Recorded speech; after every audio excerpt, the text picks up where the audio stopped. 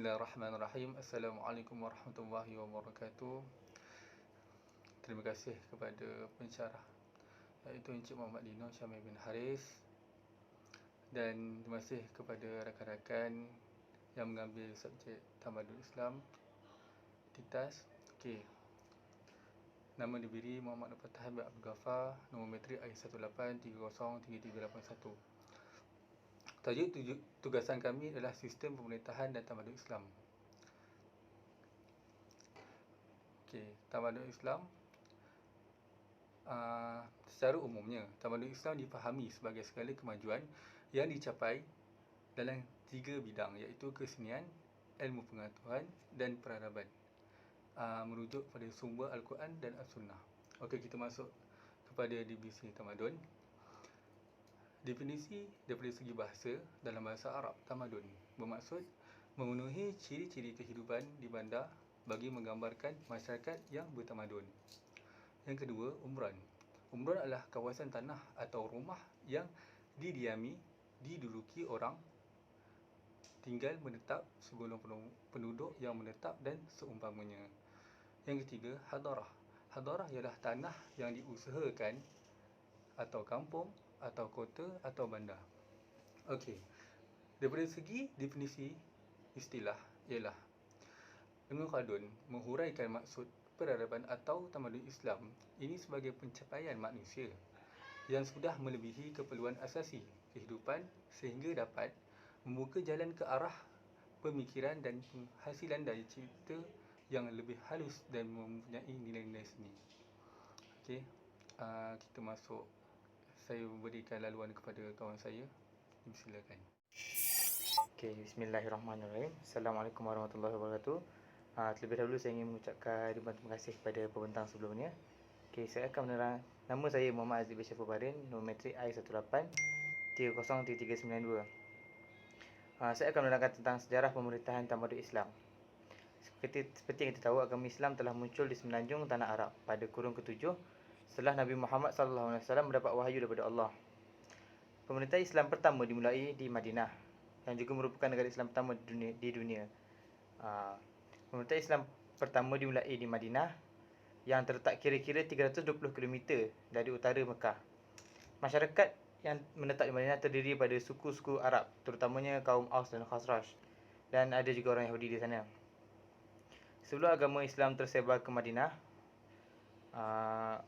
masyarakat Arab memandang rendah dan memonopoli kegiatan ekonomi, hidup mewah dan menguasai pentadbiran di Madinah.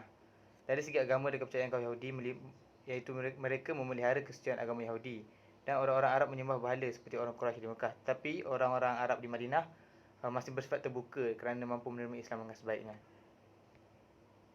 Okey, pembentukan negara Islam. Seperti yang kita tahu, Madinah terdiri pada kaum Aus dan Khazraj. Langkah pertama yang dilakukan oleh Nabi Muhammad SAW dalam membentuk negara Islam di Madinah adalah dengan pembinaan masjid. Peristiwa hijrah yang menyebabkan penyebaran agama Islam semakin meluas, terutamanya dengan terbinanya Masjid Quba, iaitu masjid pertama di dunia, dan Masjid Madinah yang menjadi tempat ibadah dalam penyebaran agama Islam. Kaum Ansar di Madinah menyambut muhajirin dari Mekah, dan buat pertama kali kegiatan dakwah dapat dilakukan secara terbuka. Kaum Ansar banyak berkorban untuk mengembangkan agama Islam. Seperti tahu, kaum Ansar ni berkorban dari segi rumah, kewangan, kerana muhajirin daripada Mekah orang kata berhijrah ke Madinah tanpa membawa apa-apa kecuali diri mereka sendiri.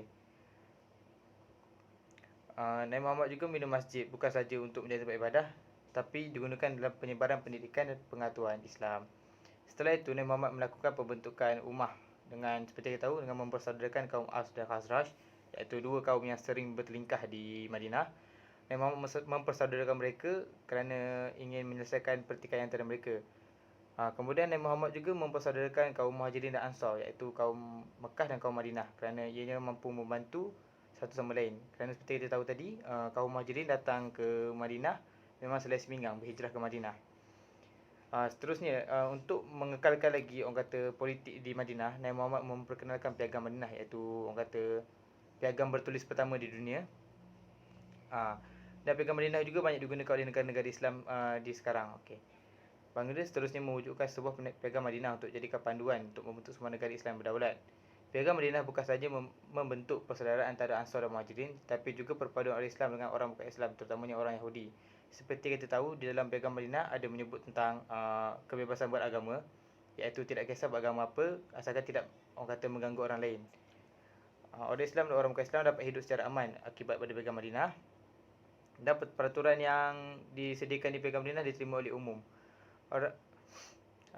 Ini kerana setiap orang yang menetap di Madinah bebas untuk melakukan hal masing-masing selagi tidak melanggar peraturan. Nabi Muhammad juga sebagai pemimpin agama dan ketua negara di dalam Piagam Madinah. Dan dengan periktirafan itu, Nabi Muhammad menjadi pemimpin yang berwibawa dalam urusan pentadbiran dan pemerintahan negara Islam Madinah. Seterusnya, Baginda juga mula mengasaskan pentadbiran negara melalui cara musyawarah. Baginda berjaya mengasaskan sistem musyawarah dalam segala hal-hal politik. Dalam hubungan dengan kaum Yahudi semasa Perang Badar, Nabi Muhammad SAW tidak menunjukkan permusuhan terhadap kaum Yahudi. Ini dapat dilihat apabila Baginda mengadakan perundingan dengan mereka. Setelah perundingan gagal, barulah mereka disingkirkan secara terhormat dari Madinah. Baginda juga menjalankan musyawarah semasa mewujudkan persaudaraan antara Ansar dan Muhajirin dan Aus dan Khazraj. Konsep musyawarah terbayang dalam hubungan politik antarabangsa. Musyawarah ini seperti tahu, ia berbincang bersama-sama.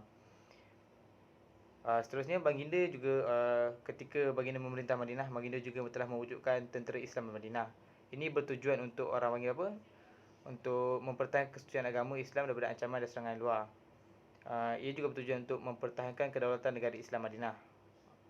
Baginda sendiri merupakan seorang panglima dan ahli strategi dalam bidang ketenteraan. Baginda juga sepanjang pemerintahan di Madinah banyak mengadakan hubungan dengan negara luar, seperti menghantar perwakilan ke luar seperti Mesir dan Parsi. Baginda juga mula untuk menyusun semula struktur ekonomi Madinah pada ketika itu. Penyatuan masyarakat seperti orang kata penyatuan masyarakat Muhajirin dan Ansar juga menyusun semula struktur ekonomi untuk mewujudkan semangat saling membantu sehingga meliputi segenap bidang golongan Muhajirin. Setelah itu kewafatan Nabi Muhammad. Seperti kita tahu, Nabi Muhammad wafat di Madinah juga. Selepas kewafatan Nabi Muhammad, pemerintahan kerajaan Islam diteruskan oleh Khulafa' Ar-Rasyidin. Seperti kita tahu, Khulafa' Ar-Rasyidin terdiri daripada 4 orang, iaitu Abu Bakar As-Siddiq, Umar Al-Khattab, Uthman bin Affan dan Ali bin Abi Talib. Dan semasa pemerintahan Khulafa' Ar-Rasyidin, pusat Islam masih lagi berpusat di Madinah. Seperti kita tahu, zaman Khulafa' Ar-Rasyidin merupakan pemerintah terbaik selepas Nabi Muhammad SAW. Sekian saja daripada saya akan teruskan pada pembentang seterusnya. Terima kasih.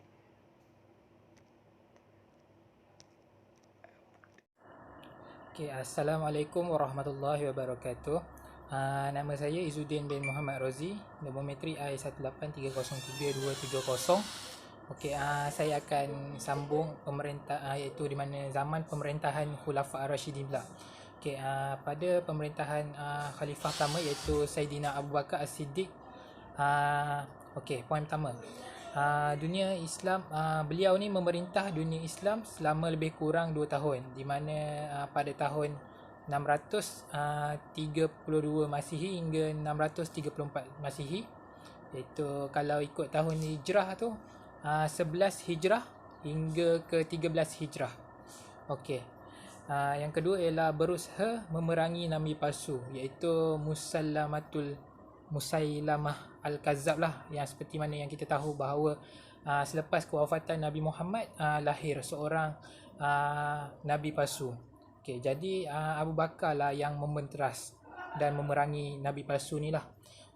Seterusnya apa yang Abu Bakar buat pada pemerintahan dia juga ada ni, memerangi kaum murtad yang enggan bayar zakat, ataupun orang panggil sewaktu zaman dia tu ada berlaku ni lah peperangan, iaitu peperangan Ar-Riddah. Seterusnya Khalifah Umar Al-Khattab, iaitu memerintah pada tahun 586 Masihi hingga 644 Masihi. Beliau ni dicalonkan oleh Abu Bakar sendiri, Saidina Abu Bakar sendiri, dan dipersetujui lah oleh para sahabat. Yang kedua, melebarkan wilayah kekuasaan, iaitu selepas Saidina Umar Al-Khattab ni beliau naik menjadi khalifah, beliau telah meluaskan empayar Islam hingga ke Syria. Seterusnya tentera Islam berjaya menawan Palestin lah pada tahun 637. Okey, selepas pada kegemilangan tentera Islam pada pemerintahan dia ni, beliau telah dibunuh oleh seorang hamba Majusi iaitu Abu Lu'lu'ah. Okey, seterusnya kita pergi ke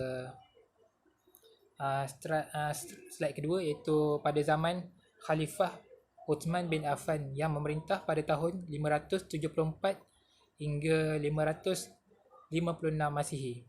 Okey. Pelantikan Khalifah Uthman ni, seperti yang kita tahu, beliau ni telah dilantik atau telah dibai'ah oleh para sahabat setelah kewafatan Saidina Umar. Okey, antara apa yang dia buat, apa yang dilakukan sewaktu pemerintahan dia ni adalah dia membuat pembukuan Al-Quran, di mana beliau mengumpul balik semua naskah-naskah Al-Quran yang terdapat di batu, di pelepah tamar, dihimpunkan sekali, lepas tu dibukukan dan dinamakan sekarang sebagai Resam Uthmani. Okey, yang diguna pakai sehingga hari ni lah. Okey. Seterusnya, beliau mengubah dasar lama akibat perubahan politik yang menimbulkan banyak masalah. Antara yang beliau lakukan ialah seperti beliau menggantikan gubernur-gubernur. Lepas tu banyaklah sistem-sistem pemerintahan yang telah dirombak oleh beliau. Okey. Dan khalifah yang keempat ialah Khalifah Ali bin Abi Talib yang memerintah pada tahun 600 Masihi hingga 661 Masihi. Okey, beliau ni Ali bin Abi Talib ni ialah sepupu dan merupakan menantulah kepada Rasulullah sallallahu alaihi wasallam. Okey.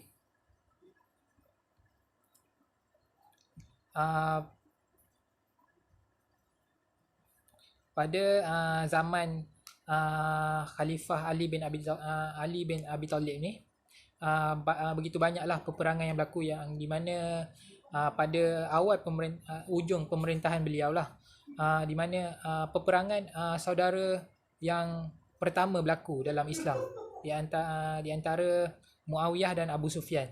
Lepas sebelum tu telah berlaku pemberontakan yang dipimpin oleh Aisyah, tapi selepas beliau telah meredakan apa benda ni, pemberontakan yang dibuat oleh Aisyah ni, timbul pula Muawiyah yang mengadakan pemberontakan. Lepas tu terjadilah perang Siffin. Okey. Itu saja daripada saya. Sekian, terima kasih. Assalamualaikum warahmatullahi wabarakatuh. Assalamualaikum warahmatullahi wabarakatuh. Nama saya ni Ahmad Muaz bin Amin, I19103614. Ini membentangkan tajuk contoh atas situasi pemerintahan Islam.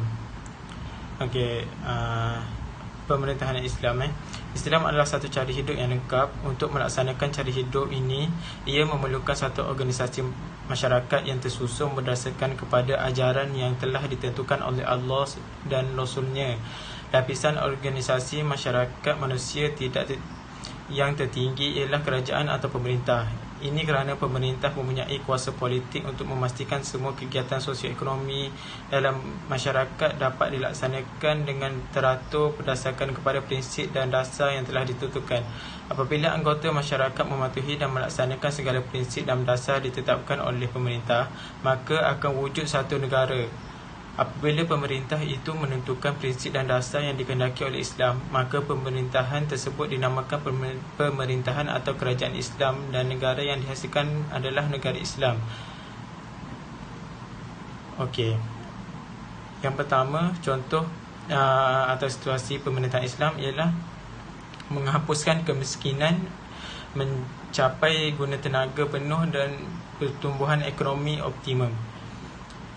Okey, ini dimaksudkan dengan Allah menjadikan manusia bersama-sama dengan pelbagai sumber dan ia adalah amanah Allah. Manusia perlu menggunakan secara cekap dan optimum melalui panduan dan arahan daripada pemerintah. Kesannya, kemiskinan boleh diatasi dan ekonomi akan sentiasa berada dalam guna tenaga penuh. Perancangan penggunaan tenaga perlu dilakukan seperti latihan pendidikan, R&D dan lain-lain perlu dilaksanakan. Penyediaan infrastruktur perlu dilaksanakan seperti jalan raya, sekolah dan sebagainya ke arah mencapai matlamat tersebut. Okey, nombor 2, mengekalkan kestabilan nilai yang benar. Nombor 2, mengekalkan kestabilan nilai benar wang. Ia penting bukan sahaja untuk menjamin pertumbuhan ekonomi tetapi juga berkaitan dengan keadilan sosial. Nilai wang adalah ukuran perlu disempurnakan adalah dalam kegiatan masyarakat. Kesan negatif akan timbul jika nilai wang tak stabil, iaitu terkurang nilai dan terlebih nilai. Okey, nombor 3 ialah menjamin keadilan sosial dan ekonomi. Aspek pendidikan, kesihatan, perumahan dan kebajikan masyarakat. Hab anti pekerja dan majikan, setiap transaksi ekonomi dan lain-lain. Okey, nombor 4 ialah memastikan kesaksamaan agihan pendapat dan kekayaan. Jika jurang adalah besar, timbul permusuhan antara kaya dan miskin. Pemerintahan akan menjalankan pelbagai dasar termasuklah percukaian agar rakyat dapat menikmati kemudahan asas seperti bekalan air, elektrik, pendidikan dan sebagainya. Okey, dalam hal ini jika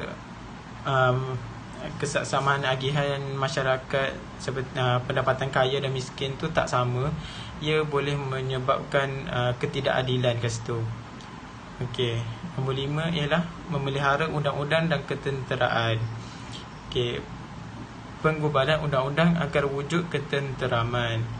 Okey, wujudnya undang-undang adalah untuk memastikan negara itu dalam keadaan aman. Penguatkuasaan oleh kerajaan melalui pelbagai agensi termasuklah pihak polis. Melengkapkan aspek ketenteraan supaya dapat pertahankan tanah air dari pelbagai musuh, terutamanya bukan Islam. Ketenteraan ni dihasilkan dalam sesebuah negara untuk menjaga keamanan negara supaya negara-negara yang bukan Islam tidak boleh menjajah negara-negara Islam. Okey, yang keenam atau yang terakhir, menyelaras hab antarabangsa antara negara-negara Islam dan negara bukan Islam. Okay. Kerjasama dilakukan bukan sahaja aspek ekonomi, malah aspek sosial, politik dan sebagainya. Okay, itu sahaja daripada saya. Sekian. Wabillahi taufiq wa hidayah. Assalamualaikum warahmatullahi wabarakatuh. Okay, Assalamualaikum. Nama saya Muhammad Zakir bin Muhammad Romzi. Nombor kad matrik I191-03663. Okey, subtopik yang keenam ialah faktor pemerintahan tamadun Islam, iaitu berkaitan dengan tokoh-tokoh.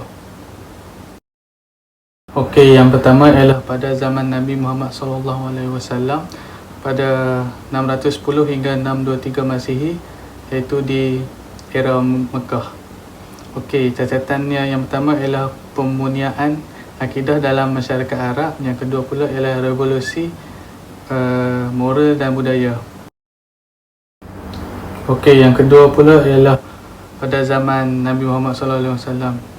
Tetapi ia berada di era Madinah, iaitu pada 623 hingga 633 Masihi.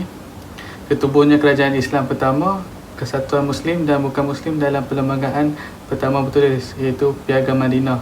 Seterusnya pembinaan masjid yang pelbagai fungsi dan pertanian kurma. Yang ketiga pula ialah Khulafa Ar-Rashidin, iaitu pada 633 hingga 661 Masihi, iaitu Khalifah Umar Al-Khattab. Beliau membuka Iran, Parsi, Iraq, Khurasan, Baluchistan, Syria, Palestin, Mesir ke Armenia, dan beliau mewujudkan kementerian dan jabatan. Okey, yang seterusnya ialah Empire Umayyah, itu pada 661 hingga 750 Masihi. Catatannya ialah menguasai utara Afrika, Spanyol iaitu Andalusia, Perancis dan ke timur, meliputi wilayah Asia Tengah dan India. Seterusnya yang paling cemerlang pada zaman itu ialah Umar bin Abdul Aziz.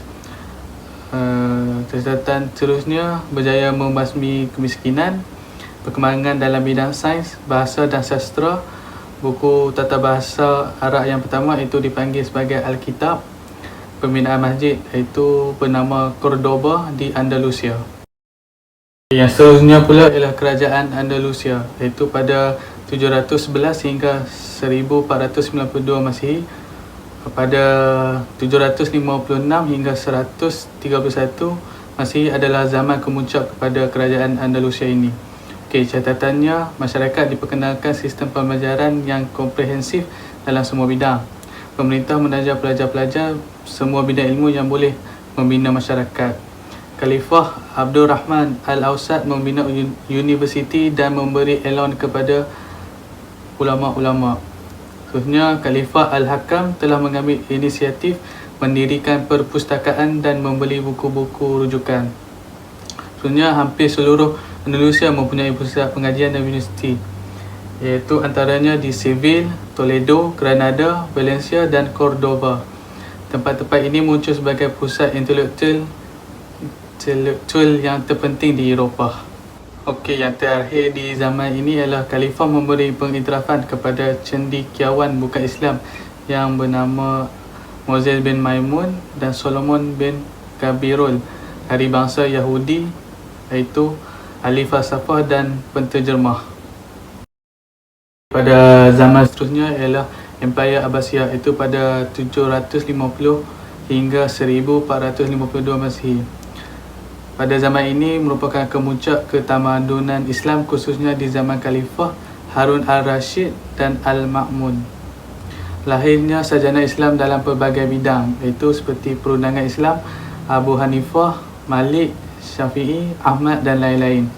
Seterusnya lahir sarjana Islam dalam bidang hadis, iaitu seperti Imam Bukhari, Imam Muslim, Imam Tirmizi, Al-Nasai, Abu Daud dan Ibnu Majah. Seterusnya lahirnya sarjana Islam dalam sains dan teknologi seperti Ibnu Sina, Al-Razi, Al-Khawarizmi, Al-Farabi, Al-Biruni, Omar Al-Khayyam, Ibnu Batutah dan lain-lain. Okey, seterusnya ialah penubuhan universiti di Andalus, Universiti Cordoba pada 968 Masihi. Begitu juga di Seville, Malaga, Lisbon dan Toledo. Universiti Al-Azhar di Mesir pada tahun 988 Masihi. Okey, pada zaman ketamadunan Islam yang terakhir ialah Empayar Uthmaniyah pada 1453 hingga 1942 Masihi, iaitu menguasai Austria, Hungary, Romania, Bulgaria, Czech, Yugoslavia dan Albania. Pembukaan kota Konstantinopel, iaitu di Istanbul, oleh Sultan Muhammad Al-Fatih. Yang terakhir ialah menguasai seluruh kepulauan Greek, Albania dan Crimea, iaitu di Ukraine. Okey, bismillahirrahmanirrahim. Assalamualaikum warahmatullahi wabarakatuh. Okey, terima kasih pada pembentang sebelumnya. Nama saya Azafri Hazim bin Zaiful Hazami, Bometrik I183033393. Okey, bahagian saya itu kelebihan pemerintahan dalam tamadun Islam. Okey, poin pertama iaitu Islam adalah satu cara hidup yang lengkap. Okey, dekat sini kita melihat bahawa untuk melaksanakan cara hidup ini, ia memerlukan satu organisasi masyarakat yang tersusun berdasarkan kepada ajaran yang telah ditentukan oleh Allah Subhanahu Wa Taala dan Rasulnya. Okey, yang kedua iaitu lapisan organisasi masyarakat manusia. Yang tertinggi ialah kerajaan atau pemerintah. Okey, di sini kita melihat bahawa dengan adanya ini, iaitu mereka mempunyai kuasa politik untuk memastikan semua kegiatan sosioekonomi dalam masyarakat dapat dijalankan dengan teratur. Okey, bila dijalankan dengan teratur ni, dia akan mengikut prinsip dan dasar yang telah ditentukan oleh kerajaan lah. Yang ketiga itu kemuncak pada kerajaan Islam ini ialah khalifah, imam atau ketua negara. Okey, kita tahu tugas utama pemerintah Islam ialah bertindak sebagai khalifah Allah di bumi dengan menguruskan segala urusan sosial. Okey, yang pertama itu urusan sosial, politik dan ekonomi yang berkaitan dalam negara sahaja. Okey, ia semua berteraskan atau berdasarkan kepada syariah supaya akidah Islam itu kuat dan sentiasa dipertahankan. Okey, pemerintah dan negara adalah merupakan satu alat untuk mencapai matlamat akhir kehidupan manusia, iaitu mencapai keredaan Allah Subhanahu Wa Taala. Okey, yang seterusnya itu beriman kepada Allah akan dapat mengagungkan Allah dengan sempurna kerana mereka mampu melaksanakan segala urusan berdasarkan kepada hukum ketuhanan. Okey, apa yang kita fahami sini iaitu manusia ini sebagai hamba Allah, okey, tidak berhak membatalkan hukum ketuhanan ini. Ialah kita sebagai manusia hanya perlu mengikut hukum yang ditentukan oleh Allah Subhanahu Wa Taala. Okey, dengan keyakinan yang sedemikian, negara Islam ini dapat diwujudkan kerana segala perancangan dan pelaksanaan itu mudah dilakukan melalui musyawarah. Okey, musyawarah ini dapat dilakukan dari semua lapisan masyarakat, daripada pihak pemerintah sehingga rakyat biasa. Oleh itu kebanyakan ahli fikir menyatakan bahawa negara Islam ini ialah bersifat demokratik. Okey. Yang seterusnya itu Islam dapat diwujudkan kerana segala perancangan dan pelaksanaan mudah dilakukan melalui musyawarah.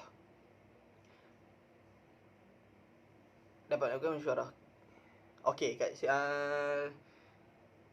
sini kita faham. Okey, khalifah juga boleh dipanggil sebagai amir atau imam. Okey, para ulama sepakat mengatakan bahawa salah satu kemestian bagi orang Islam untuk memilih seorang ketua bagi memudahkan urusan negara.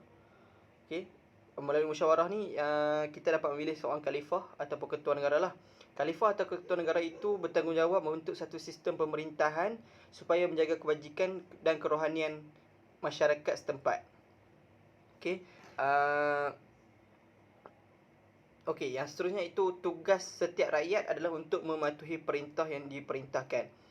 Oleh yang demikian, pemerintah perlu terlibat dalam bentuk dasar strategi yang boleh membantu meningkatkan kebajikan rakyat. Okey, jika diberi tanggungjawab, sebagai seorang khalifah atau ketua negara, mereka perlu memikirkan satu perkara untuk dapat membantulah masyarakat untuk dari segi kebajikan, kesediaan dan kesempurnaan masyarakat atau rakyat. Okey, antara dasar-dasar strategi berkenaan yang berkaitan dengan ekonomi adalah melalui dasar fizikal dan kewangan untuk membangunkan sesebuah negara. Okey, pemerintah juga bertanggungjawab dalam melaksanakan strategi dan dasar-dasar lain dalam memastikan kebajikan rakyat terpelihara. Okey, ini adalah merupakan kelebihan pemerintahan dalam tamadun Islam. Semuanya ini berteraskan kepada hukum Allah Subhanahu Wa Taala. Jika kita ikut apa yang ditentukan oleh Allah Subhanahu Wa Taala itu, insya-Allah sesebuah negara itu ataupun tempat itu akan lebih majulah, macam cakap, dari segi sistem ekonomi, apa lagi, kewangan, semua itu akan bertambah maju. So bahagian itu saja bahagian saya. Okey, terima kasih. Selanjutnya teruskan daripada pembentang seterusnya. Assalamualaikum. Bismillahirrahmanirrahim. Assalamualaikum warahmatullahi wabarakatuh. Saya akan meneruskan slide yang terakhir, iaitu berkaitan rumusan keseluruhan kajian yang kami jalankan, iaitu apa yang kami telah buat report untuk semua ni lah. Alright. Okey, saya akan mulakan. Poin yang pertama adalah pemerintahan dan pentadbiran Islam mempunyai prinsip-prinsip asas yang adil kepada semua lapisan masyarakat tanpa mengira perbezaan agama, kulit dan keturunan. Okey, benda ni contohnya jelas kita boleh tengok pada zaman pemerintahan Nabi Muhammad SAW sewaktu baginda memerintah kota Madinah, yang mana masa di dalam kota Madinah tu bukan orang Islam sahaja yang berada dalam kota Madinah itu. Dia ada keturunan Aus, Quraisy, Kristian, Islam. So dekat situ Nabi kata apa, dekat masyarakat kota Madinah itu bercampur aduk dari segi agama, budaya, warna kulit. So dengan adanya piagam Madinah, Nabi tidak tidak mengira agama, bangsa dan kulit. Nabi terima semua masyarakat tanpa mengira bangsa apa.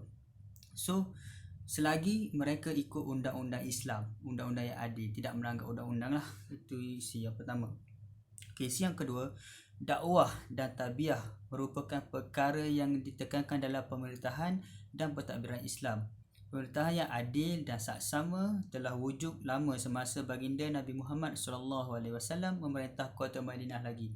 Okey, prinsip utama kejayaan kota Madinah ataupun kejayaan Islam dalam memerintah adalah berpegang kepada dua prinsip, iaitu dakwah dan tarbiyah. Dakwah ni adalah sesuatu yang orang kata benda yang baik. Kita ajar, kita sebagai pemerintah, kita ajar kepada rakyat benda yang baik. Bila benda tu sampai kepada rakyat dan rakyat ikut, itu adalah dakwah. Dakwah benda yang baik yang disampaikan oleh tak kira lah dia pemerintah ataupun dia rakyat. Benda itu baik dan orang kata apa, diberitahu, didakwahkan oleh orang yang sekeliling dalam keadaan yang baik. Benda tu merupakan asas kepada pembangunan Islam. Dan yang kedua adalah tarbiyah. Tarbiyah, kita sebagai pemimpin Islam, kita terbiah rakyat kita. Kita kata contoh, menutup tempat-tempat minuman alkohol, mengharamkan berzina, mengharamkan tempat-tempat hiburan yang ada maksiat. So benda itu terbiah. Dan pada zaman Nabi Muhammad SAW benda itu diharamkan lah. Okey. Poin yang ketiga adalah pemerintahan yang berkonsepkan jujur, amanah dengan berpandukan rang undang-undang yang digubah oleh baginda telah membantu melancarkan lagi pentadbiran. Okey, pemerintahan yang berkonsepkan jujur dan amanah. Setiap pemimpin perlu diterapkan dalam dirinya untuk jujur dan amanah. Jujur dari segi macam mana? Setiap tindakan, setiap pemerintahannya kena jujur kepada rakyat. Sebab yang memilih ataupun yang macam kita bagi contoh yang negara Malaysia. Malaysia mengamalkan sistem demokrasi yang mana rakyat memilih pemimpin. Bila rakyat yang memilih pemimpin, di situ rakyat dah memberi kepercayaan kepada pemimpin, yang mana pemimpin ada hak untuk memilih siapa yang ingin